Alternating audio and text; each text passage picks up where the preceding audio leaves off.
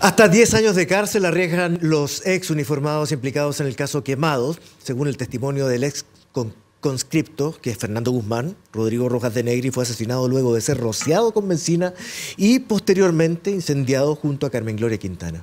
Bueno, hoy continúan las diligencias para aclarar este hecho y en Mañana en Directo queremos hacer un análisis de este caso con el abogado que además es experto en derechos humanos, Eduardo Contreras. Abogado, buenos días y gracias por acompañarnos. Buenos días, Paola. Buenos días, Claudio. Gusto saludarlo. Estamos aquí en la mitad de la conversación, cuando se prenden las cámaras los presentamos formalmente y seguimos esta conversación. ¿Por dónde empezar, Eduardo, con este tema? Aparece una nueva versión, aparecen las esperanzas también de otras familias de poder escuchar el paso adelante que puedan dar más testigos presenciales. ¿Usted cree que están dadas las condiciones en este momento para que eso sea cierto? Es una nueva esperanza. Comentábamos que efectivamente hace años, inmediatamente después de la muerte de Pinochet, que ejercía una gran presión por su sola existencia al interior de las Fuerzas Armadas, apareció este personaje, Joselino, el Mocito fue llamado, que nos reveló la existencia del cuartel Simón Bolívar, del que nunca habíamos tenido noticia alguna, y que era decisivo, determinante en el proceso de violación de derechos humanos, porque allí se ensayó el Gazarín, allí se mató a Víctor Díaz, Fernando Ortiz, bueno, decenas de personas. Y ahora, cuando esperábamos que en ese momento se hubiera desatado también otras confesiones, no ocurrió y han pasado los años, pero surge una nueva luz de esperanza con la aparición de Fernando Guzmán, porque más allá de la importancia que tiene para el caso mismo de Gollado, es, como conversábamos, la posibilidad de que se empiece a romper lo que se ha llamado el pacto del silencio. Sí, a propósito de lo mismo, yo creo que la importancia también, han dado todo este tiempo desde el regreso a la democracia, es que hay mucha gente que no solamente comienza a saber la verdad de algunos hechos, más allá de haberse formado un panorama completo de lo que ocurrió, jóvenes, niños, etcétera, es que efectivamente existe un pacto secreto dentro de las huestes del ejército. Y que eso no es una mentira, no es que alguien lo haya inventado, existe. Tanto es así que en el día de ayer conocimos la información de que hasta desde nuestro propio gobierno ha surgido un llamado a las Fuerzas Armadas para que se entregue toda la información de que se disponga. Yo quiero ser justo y recordar que hace algunos años hubo un intento, ¿se acuerdan ustedes de la famosa mesa de diálogo?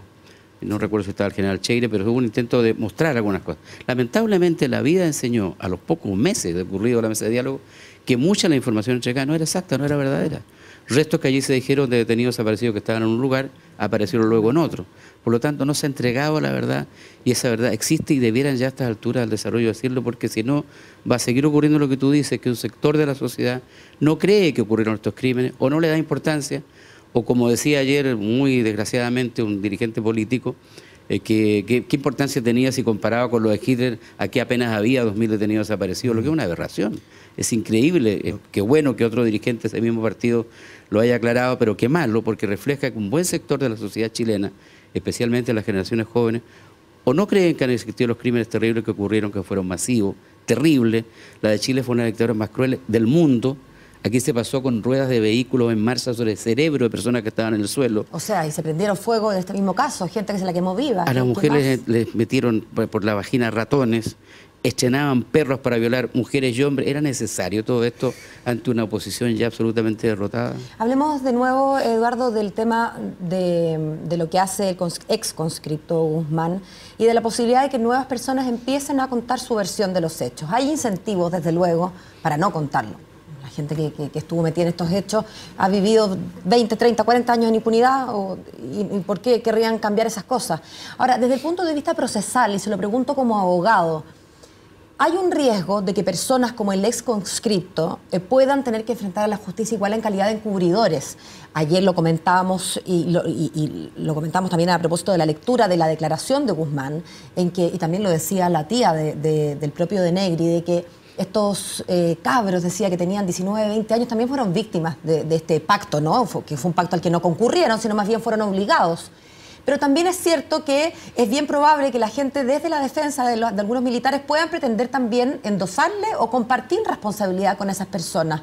¿Existe la posibilidad, Eduardo, de alguna figura de delación compensada o de alguna cosa que le asegure o le dé tranquilidad a quien dé un paso adelante y diga, mire, yo vi esto, y además me callé y mentí durante todos estos años, por las razones que sea, que les pueda dar alguna mayor tranquilidad o certeza de que no van a tener que enfrentar ellos a la justicia en calidad, por ejemplo, de encubridores? Lo que tú señalas es uno de los problemas reales, objetivos. ese riesgo existe. Depende de cada caso específico. Por supuesto. Es posible que no aparezca la figura del encubridor, también puede estar la atenuante de cooperación a la justicia, etcétera, pero no hay un lineamiento claro respecto de esto, como no lo hay respecto de un montón de otras figuras que el país no tiene por qué conocerlas, que revela nuestro atraso en materias judiciales penales respecto a los delitos de lesa humanidad. Me explico más claramente. No existe en nuestro país el delito de tortura, existe el delito de apremio ilegítimo. Hay que legislar y hacer el delito de tortura. No está tipificado los delitos de lesa humanidad que sí se aplican en Chile por la aplicación de los convenios internacionales, el Pacto San José de Costa Rica, de San José de Costa Rica, la Convención de Derechos Humanos, etcétera, etcétera. Pero sería importante precisar más, y en ese conjunto de normas debiera estar la situación que tú estás planteando, claro, pero... la colaboración a la justicia que evite que quienes están informando sean también procesados, situación que pudiera ocurrir. Pero hay cosas, abogados, que no se pueden legislar hacia atrás. Por ejemplo, tipificar el delito de tortura puede hacerse hoy y entonces ese delito existe desde hoy. No va a servir para juzgar retroactivamente. Así es. Sin embargo, quizás la figura de la que estamos conversando sí pudiera servir para casos del pasado. ¿No debería quizás desde el Ejecutivo, desde el Poder Legislativo, porque tendría que ser vía ley, inventar, crear una figura que permita, porque el tiempo corre y la gente se va muriendo? Yo creo que es necesario legislar sobre todo esto que estamos hablando, y es un problema básicamente del Parlamento. Sobre lo que tú dices, que si se crea la figura para que puedan declarar personas que aporten información, no se va a tratar de algo atrás, va a ser de algo adelante, porque él va a declarar ahora. Sí, claro. Aunque los hechos sean del pasado, por supuesto, pero él declara ahora. Por lo tanto, es perfectamente aplicable tu razonamiento. Pero nadie lo ha hecho, nadie lo ha postulado. ¿Por qué? Yo creo que porque los temas de derechos humanos no están instalados en la sociedad chilena de la manera que debieran estar. Mira, yo vengo regresando hace poco de otro país en que se ha avanzado relativamente poco en materia judicial. Puede avanzarse más, hay varios cientos de procesos en curso, pero lo que quiero decir es que allá el apoyo de la sociedad uruguaya, de masas impresionantes, las federaciones de estudiantes, las centrales de trabajadores, la marcha del silencio que se hace todos los años en el mes de mayo, ocurren más de 150.000 personas. Es decir, los muchachos jóvenes de estas generaciones van con camiseta que dice todos somos familiares. Eso no existe en Chile. Si hubiera esta presión social, si la sociedad chilena entendiera que este es un problema no del pasado, de hoy y del futuro, creo que habría una presión para que se pudiera legislar sobre estos temas. Creo que eso es lo que falta. Y por eso es que el papel de ustedes, medios de comunicación, es vital, es esencial para educar. Yo le quiero preguntar, para volver al caso específicamente, el de estos dos jóvenes quemados. Él era hijo de una persona que había sufrido también apremios ilegítimos, tortura. O sea, así es. Efectivamente, aquí. Su madre ya vivía en Estados Unidos, él había llegado hace poco para participar en este proceso porque, según explica ella misma, él siempre había estado muy imbuido en esto. Su madre estaba metida en el caso Letelier también, sí, por la investigación posterior, sí. Y por lo tanto ella tiene serias dudas de que esto haya sido una maldad que ocurrió con la mala fortuna de haberse encontrado con estos dos jóvenes en ese momento determinado, sino que él venía siendo objeto de un seguimiento. Usted, como abogado de los familiares de detenidos desaparecidos, ¿conocía de esa tesis? ¿Tenía alguna idea al respecto? Mira, no solo conocemos esa tesis, sino que tenemos la certeza que yo fui exiliado del trabajo de inteligencia que se desarrolló por la dictadura en los años 70 en adelante, el 73 en adelante, y que efectivamente hubo seguimiento de dirigentes. Ustedes saben perfectamente que hubo planes que se abortaron para asesinar a Bolodia Teiter, a Carlos Altamirano, que hubo seguimiento. Bueno, hace poco rato veíamos este canal, el tráiler de una película sobre Neruda. Cuando Neruda huye de la dictadura González Videla, pasa a Argentina y pasa a Uruguay también, cosa que lo supe hace poco. Tuvo seguimiento de la policía de esa época. Es decir, el trabajo de inteligencia es parte de la historia de este país, de todos los países. De manera que yo no tengo ninguna duda de que personajes como Rodrigo, que eran activistas de derechos humanos, porque no eran exiliados cualquiera, eran personas que estaban en la primera línea y aparecieron en los medios de comunicación. Fueron objeto de persecución, por supuesto. Por lo tanto, no tengo duda que fue premeditada la acción respecto de él. Una cuestión que no se conocía porque la madre, además, y era un reclamo que ella hacía, no había sido llamada a declarar. ¿Verdad? Que el juez en esta oportunidad es la primera vez que la llama, efectivamente, y por lo tanto son cosas que se vienen conociendo ahora. Usted sabía que era un activista de derechos humanos afuera, claro, pero no se conocía efectivamente por toda la población y pudiese haber esta relación. Claro. Y eso tiene que ver también con que ha habido durante este tiempo un desarrollo muy positivo respecto a los tribunales. Cuando iniciamos con la primera querella con Gladys Marín en el 98 había un solo juez, el juez Guzmán, y él llegó a conocer en un momento casi 500 querellas. Hoy día hay 1.500 querellas, pero hay 30 jueces de dedicación exclusiva de Arica a Magallanes, lo cual ayuda mucho a que los procesos, primero, se agilicen, las investigaciones sean más serias y se pueda llegar a resultados mucho más positivos. Procesos que estuvieron por años detenidos han empezado a tener sentencia en los últimos días. Eduardo, y hablando de nuevo del caso y de la pena que arriesgan estas 7 personas, en principio 7, podrían ser más. Decíamos que era hasta 10 años cuando presentábamos esta conversación. Yo siento que la gente en sus casas puede a esta altura ya tener una confusión gigante respecto de la gravedad de un delito y las penas que se asocian. 10 años parece poco para agarrar a 2 seres humanos, echarles benzina, tirarles un garabato y prenderles fuego, ¿no? Y matar a uno de ellos y dejar a Carmen Gloria con las secuelas evidentes y las lesiones graves, gravísimas, que además la tuvieron al borde de la muerte. ¿Cómo se explica? ¿Cómo se le explica al lego, al que no es abogado, que esos tienen una pena asociada de hasta 10 años cuando quizás delitos que aparecen muy menores pueden tener 5 años y un día, en fin? Mira, es que al final del día la pena depende no solo de los hechos en sí, sino de las agravantes o atenuantes que existan. Y lo que está ocurriendo tiene que ver directamente con lo que tú estás diciendo. Porque hasta ahora este caso era considerado poco menos que en realidad como un cuasi delito, así que no hubo la intención de matar, sino que hubo negligencia. Igual cuasi delito, por lo tanto pena baja. Pero con las informaciones que está entregando Fernando y lo que se logre acumular, esto puede transformarse, ya se está tipificando de una manera distinta como delito propiamente tal, y yo no descarto que finalmente hasta pudiera haber presidio perpetuo. Porque en principio por eso depende de lo que ocurra, van a aparecer las agravantes. Ahora estamos aportando hechos que van a modificar la tipificación del delito y la pena. En principio, incluso se llegó a juzgar a uno de los involucrados, pero por no prestar atención, por no prestar ayuda en el lugar. Auxilio, claro. Correcto, por falta de auxilio, pero ahora es muy distinta la figura. Absolutamente. Lo que estamos una cosa es conociendo. omisión de ayudar a una persona y otra cosa es causarle aquello por lo que necesita ayuda. En el cuasi delito no hay la intención de. Por supuesto. Abogado, responsabilidad política. Porque escuchaba a Carmen Gloria Quintana haber ido al Palacio de la Moneda en alguna oportunidad y donde le dijeron, mire, lo siento, pero su caso no es prioridad en este momento dentro de lo que estamos tratando de hacer. Mira, perdón, y también respecto de eso, perdón Claudio, perdón Eduardo, de la responsabilidad política, yo leía la declaración de Guzmán y él dice que se acercó hace 9 meses también a otras personas a hablar de esto. Está bien, 9 meses, cuando uno espera 29 años quizás no parecen tanto, pero ¿por qué hay que dar voto entre una autoridad y otra 9 meses cuando una persona quiere ir a contar una verdad de este tamaño?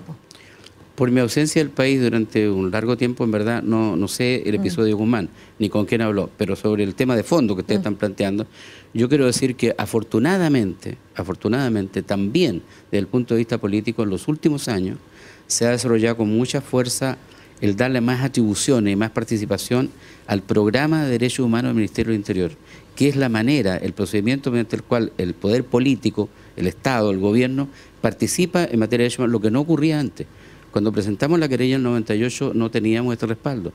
Hoy día los abogados del programa de derechos humanos del Ministerio del Interior tienen un papel muy activo en este juicio, son parte en el juicio de Gollado, en todos los juicios, incluso respecto, fíjate, del crimen de Pablo Neruda, que es un asunto que está todavía en tela de juicio, en peritaje, el Estado se ha hecho parte, lo que refuerza con mucho poder estas acciones.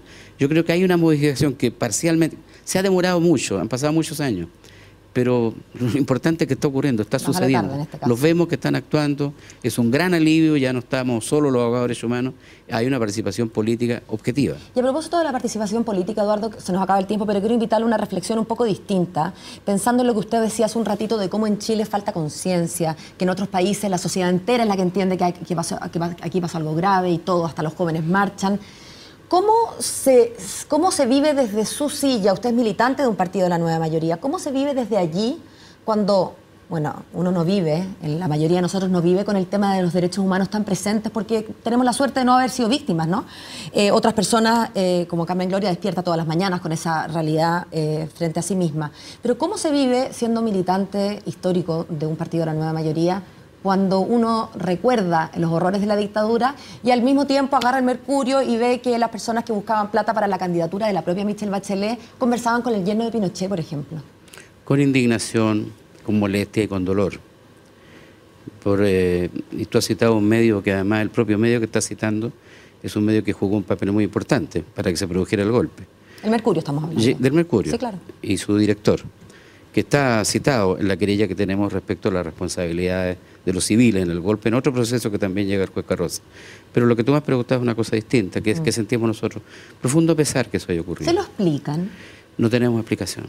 Es inexplicable que eso haya sucedido, salvo que hayan sido engañados, que no supieran de qué se trataba, que esos recursos no eran de otra persona. Pero si es que uno todo dice, eso pudiera ocurrir. Pero si uno, Eduardo, dice, bueno, es que no sabían que eso ocurría o fueron engañados, es el mismo argumento que han usado algunos civiles cercanos a la dictadura. Es que nosotros no sabíamos, Claro. que fuimos engañados. Entonces, si es que sirve para un lado, sirve para el otro. Y si no sirve para uno, tampoco Claro. se debería servir para el otro, ¿no? No, son iguales, no son comparables, porque en el caso de los civiles que fueron ministros de la dictadura, objetivamente participaban. Sergio Fernández, por ejemplo, firmaba órdenes de detención en blanco. No, bueno, Está eso ni aprobado hablar. en el Pero presidente. muchos otros que fueron cercanos, Sí. colaboradores. No, mira, no lo estoy dando como excusa, estoy haciendo una suposición que puede ser absolutamente sin sustento alguno. Entiendo. Sea como sea, es muy doloroso, es muy terrible, no debió ocurrir, forma parte de los vicios de la política chilena, forma parte de una transición inacabada, de una transición que no ha llevado a cabo todavía las reformas que espero esta vez resulten, y eso tiene que ver con la salud mental de los chilenos. Abogado, muchísimas gracias por conversar con nosotros Gracias esta a mañana. usted. Que tengamos buen día. Muchas gracias. La presidenta Michelle